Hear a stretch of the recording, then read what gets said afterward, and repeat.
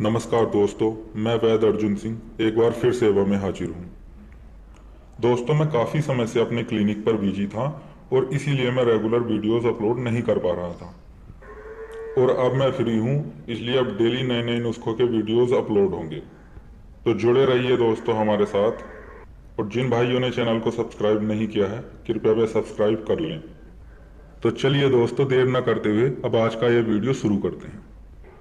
दोस्तों, बहुत से भाई हमारे आजकल नामर्दी की समस्या से जूझ रहे हैं, जिनकी सेक्स की इच्छा नहीं होती, कभी इच्छा होती भी है तो फिर लिंग में भरपूर तनाव नहीं आता है, और कभी तनाव भी ठीक से आता है तो वीर्य समय से पहले ही बाहर निकल जाता है। ऐसे ही भाइयों के लिए दोस्तों, आज मैं आपको शिंगरफ भस्म बनाने का ऐसा तरीका बताने वाला हूं जो आज तक आपने यूट्यूब पर या कहीं भी नहीं देखा होगा।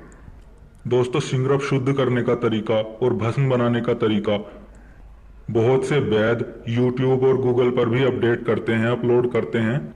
लेकिन दोस्तों, आपकी जानकारी के लिए बता दूं, उनमें से 80% तरीके बिल्कुल गलत होते हैं।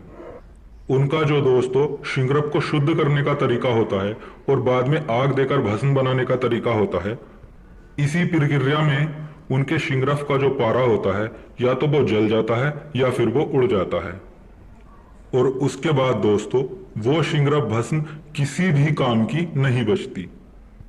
और दोस्तों, जो तरीका ये आज मैं आपको बता रहा हूं, आप बनाएं या अपने पास के किसी भी वैद्य हकीम से बनवा लें और फिर देखिए, इसकी पहली खुराक से ही आप रिजल्ट खुद देख लेना। ये देखिएगा दोस्तों, ये सबसे आला दर्जे का शिंगरफ है, शिंगरफ रूमी। आप इसकी चमक देख सकते हैं।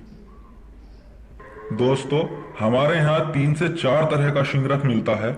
उसमें ये जो शिंगरफ रूमी है, ये सबसे उच्च कोटि का शिंगरफ है। शिंगरफ दोस्तों पारा गंधक और मैनसिल का मिश्रण होता है। बाकी इस शिंगरफ से जो अलग शिंगरफ होते हैं, उनमें मैनसिल और गंधक की मात्रा ज्यादा होती है, पारे की कम होती है। लेकिन ये जो शिंगरफ आप देख रहे हैं रूमी, ये असली शिंगरफ है। इसमें पारे की मात्रा ज्यादा से ज्यादा होती है, इसीलिए इससे जो भस्म तैयार की जाती है वो बहुत ही उच्च कोटि की भस्म होती है। अब दोस्तों, आपने 10 ग्राम शिंगरफ ले लेनी है अच्छी क्वालिटी की, जैसी आप ये देख रहे हैं। इस शिंगरफ को दोस्तों आपने एक सूती कपड़े की पोटली बनाकर उसका दोला यंत्र करना है। दोला यंत्र के लिए दोस्तों आपने आधा किलो नींबू का रस लेना है और उसमें 1 लीटर पानी मिला लेना है। उसमें आपको इसे लटका देना है 3 घंटे के लिए। जो भी वैद्य हकीम भाई हैं मेरे, वो जानते होंगे दोला यंत्र किस तरह किया जाता है। नींबू के रस और नल के पानी में, ताजे पानी में इसका दोला यंत्र करना है 3 घंटे के लिए। उसके बाद दोस्तों आपने इस शिंगरफ को निकालकर नींबू के रस में लगभग आधा से 1 घंटा खरल करना है। और उसके बाद इस शिंगरफ की आपने एक टिकिया बना लेनी है, गोल टिकिया।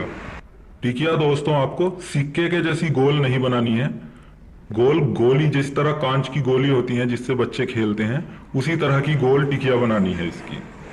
अब दोस्तों, जब आपकी ये गोल टिकिया सूख जाए, तब आपने एक धतूरा लेना है बड़े से बड़े साइज का।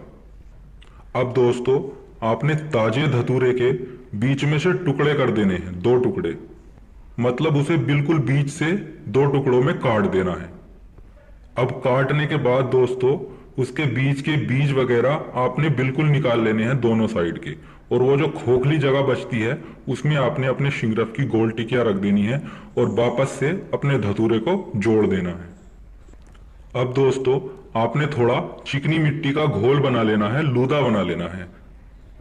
अब आपने एक कॉटन के कपड़े की पट्टी ले लेनी है, लगभग 2 से 2.5 फीट की।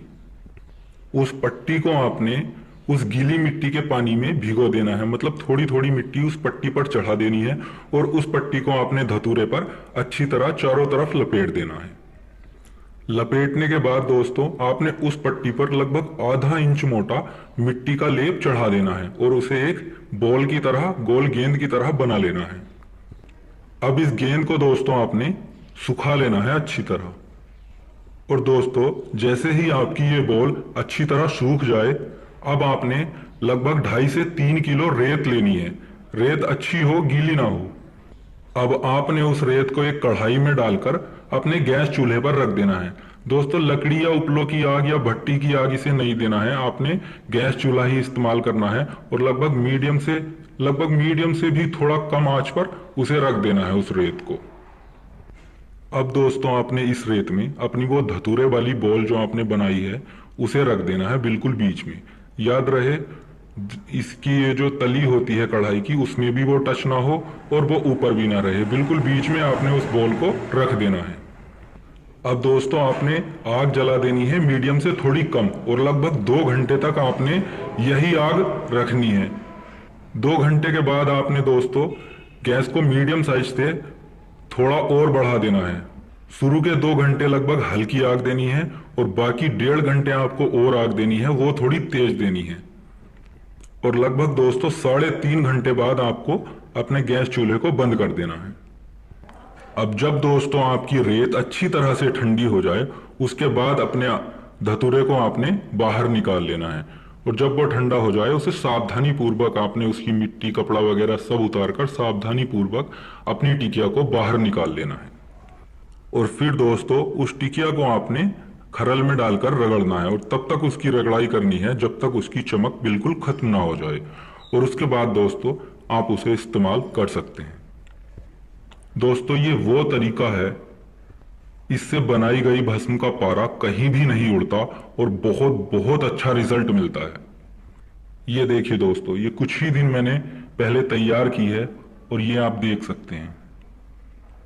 ये भस्म मैंने धतूरे में ही तैयार की है। ये देखिए दोस्तों, आप दोस्तों इसे कितना भी मसल लें, कितना भी छुटा लें, बिना पानी से साफ किए आप इसे अपने हाथ से साफ भी नहीं कर सकते।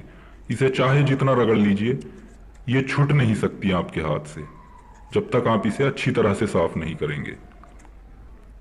ये वो भस्म दोस्तों तैयार होती है जो पहली खुराक से ही अपना रिजल्ट दिखाती है। पहली खुराक से ही सेक्स की इच्छा भी बढ़ती है, लिंग में तनाव भरपूर आता है और टाइमिंग भी इससे बहुत ही अच्छी हो जाती है। ये देखिए दोस्तों, चाहे इसे कितना भी छुटा लो ये बिना धोए साफ नहीं होगी और आप देख सकते हैं मेरे हाथ पर बिल्कुल भी चमक नहीं है। दोस्तों जानकारी अच्छी लगी हो तो कृपया हमारे चैनल को सब्सक्राइब करें और किसी भी जानकारी के लिए आप हमें व्हाट्सएप पर मैसेज कर सकते हैं। तो मिलते हैं अगले वीडियो में एक नए नुस्खे, एक नई जानकारी के साथ। धन्यवाद।